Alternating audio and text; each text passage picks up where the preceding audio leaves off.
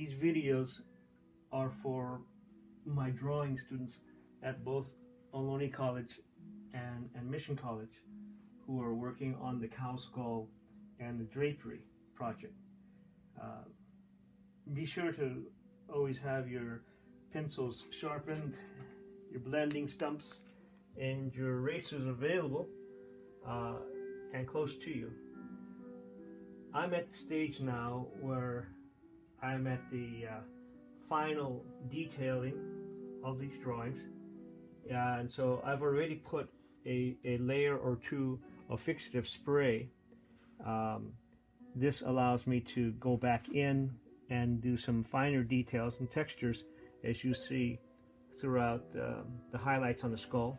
Very porous surface, so I want to not make it look too smooth blended, but to leave a lot of areas where you'll see some of the newsprint and this color and then the white charcoal pencil. Now the key thing is to always remember where your light source is coming from. It's coming from the left, and so you're going to get your light values here, then your middle values, and then your darker values. And of course your darkest values are going to be the cast shadows and the darks beneath and around behind the skull. So always bear that in mind. Where is the brightest light? And it's hitting right up in here. Right now I'm doing some edging work, both light and dark, cracks in the skull.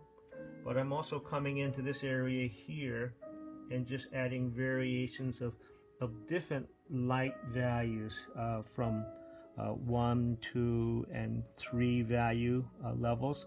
Not the brightest white, because I want the brightest white to be hitting this part of the skull here, or in the drawing above.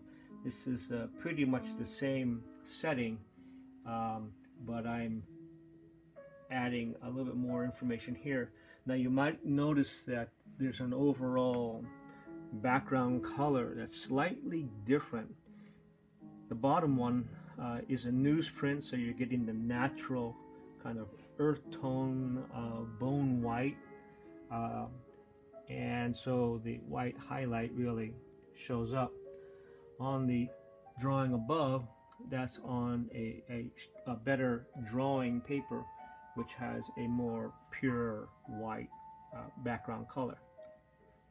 So as you're working, you have a couple of choices. You kind of want to avoid your hand actually smearing or touching the surface.